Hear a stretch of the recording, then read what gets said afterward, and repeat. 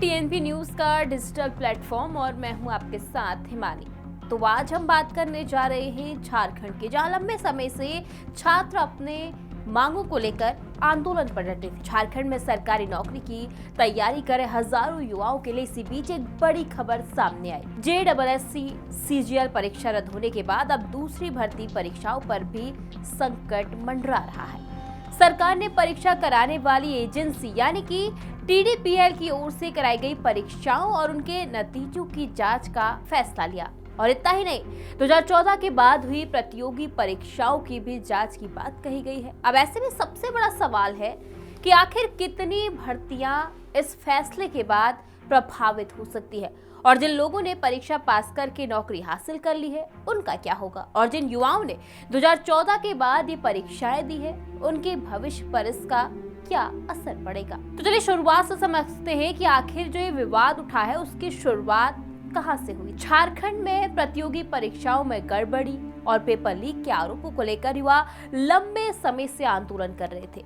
करीब 24 दिनों तक चले आंदोलन और बढ़ते दबाव के बाद मुख्यमंत्री हेमंत सोरेन ने बड़ा फैसला लिया। सरकार ने जेडबलएससी सीजीएल परीक्षा को रद्द करने का ऐलान किया। साथ ही परीक्षा कराने वाली निजी agency TSR data processing private limited यानी कि टीडीपीएल की ओर से कराई गई दूसरी परीक्षाओं की भी जांच कराने की बात कही गई। यानी कि मामला सिर्फ जेडबलएससी सीजीएल तक सीमित नहीं रहने वाला। टीडीपीएल ने झारखंड में कई भर्ती परीक्षाएं कराई थी और इसलिए अब उन परीक्षाओं के रिजल्ट और नियुक्तियों पर भी बड़े सवाल खड़े हो गए। अब सवाल उठता है कि सरकार ने क्या क्या फैसला लिया है। तो सरकार के फैसले को 5 बड़े हिस्सों में समझते हैं। पहला हिस्सा है जेडबलएससी सीजीएल परीक्षा रद्द होना। दूसरा है टीडीपीएल की ओर से कराई गई भर्ती परीक्षाओं, उनके नतीजों और चयन प्रक्रिया की जांच होना। तीसरा हिस्सा है 2014 के बाद राज्य में हुई प्रतियोगी परीक्षाओं की व्यापक जांच। और चौथा हिस्सा आता है परीक्षा व्यवस्था में सुधार के लिए वरिष्ठ आईएएस अधिकारी यानी कि अमिताभ कौशल की अध्यक्षता में परीक्षा सुधार समिति का गठन। और पांचवा और आखिरी जो हिस्सा है वो आता है परीक्षाओं में नकल, पेपर लीक और दूसरी गड़बड़ियों को रोकने के लिए भ्रष्टाचार रोधी कानून को सख्ती से लागू करने का बड़ा फैसला। हालांकि छात्रों की एक बड़ी मांग अभी पूरी नहीं हुई है।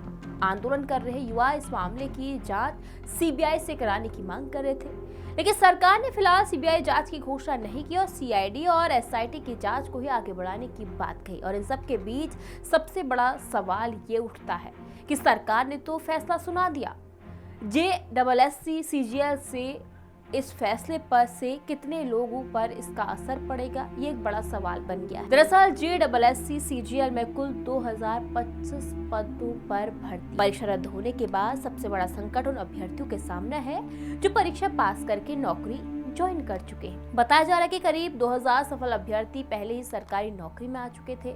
इनमें कुछ ऐसे कर्मचारी भी हैं जिन्होंने दूसरी सरकारी नौकरियां छोड़कर झारखंड में नौकरी ज्वाइन की थी। यानी कि इन लोगों के सामने अब सिर्फ परीक्षा दोबारा देने का सवाल नहीं है। कई उम्मीदवारों की उम्र भी आगे निकल चुकी है और कुछ ने दूसरी नौकरी छोड़ दी और कुछ कई साल से सेवा दे रहे हैं। अब ऐसे में उनका सवाल है, अगर परीक्षा में गड़बड़ी का आरोप है तो दोषी व्यक्ति की पहचान और जांच की जाए, लेकिन बिना व्यक्तिगत गलती साबित हुए सभी चयनित उम्मीदवारों को नुकसान क्यों उठाना पड़ रहा है। अब इस पूरे मामले का सबसे अहम सवाल 2014 के बाद परीक्षा पास करने वालों का आखिर क्या होगा। सरकार ने 2014 के बाद हुई प्रतियोगी परीक्षाओं की जांच की बात कही है। इसका मतलब ये नहीं कि 2014 के बाद पास करने वाले हर उम्मीदवार की नौकरी अपने आप रद्द हो जाएगी। सबसे पहले जांच होगी कि संबंधित परीक्षा में कोई गड़बड़ी हुई थी या फिर नहीं।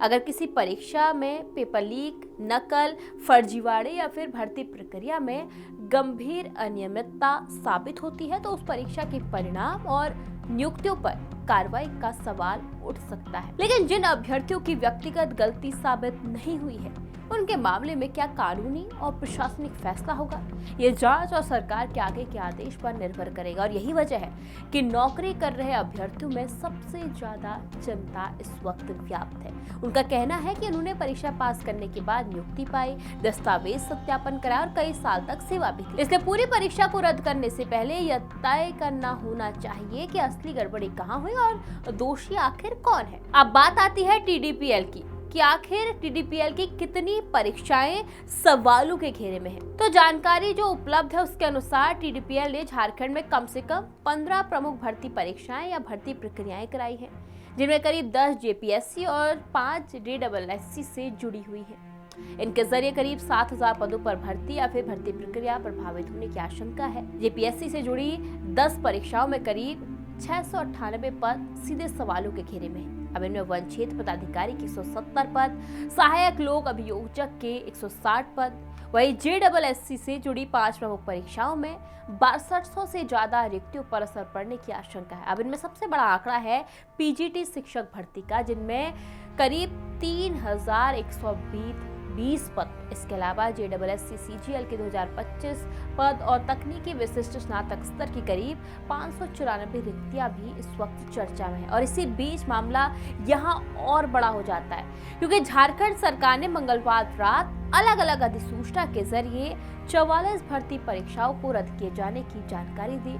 इनमें औषधि निरीक्षक, सहायक प्रधानाध्यापक, डिप्टी कलेक्टर, दंत चिकित्सक, सहायक अभियंता, सिविल जज, अतिरिक्त लोक अभियोजक और वन क्षेत्राधिकारी जैसे पदों से जुड़ी प्रक्रियाएं शामिल। अब इसलिए फिलहाल करीब 7000 पदों का आंकड़ा सामने जरूर आ रहा है, लेकिन जांच और सरकारी आदेशों के आगे बढ़ने के साथ प्रभावित अभ्यर्थियों और पदों की संख्या भी बढ़ सकती है। जिनकी नौकरी लग चुकी है उनका क्या होगा, ये भी एक बड़ा सवाल बन गया। और यही सवाल सबसे संवेदनशील सवाल है। अगर किसी परीक्षा की पूरी प्रक्रिया रद्द होती है तो सरकार को यह तय करना होगा कि उस परीक्षा के जरिए नौकरी पा चुके कर्मचारियों के साथ क्या किया जाए। क्या उन्हें दोबारा परीक्षा देनी होगी? क्या उनकी नौकरी सुरक्षित रखी जाएगी? क्या केवल उन्हीं उम्मीदवारों पर कार्रवाई होगी जिनकी गड़बड़ी में भूमिका सामने आई हो, या पूरी चयन प्रक्रिया फिर से शुरू होगी?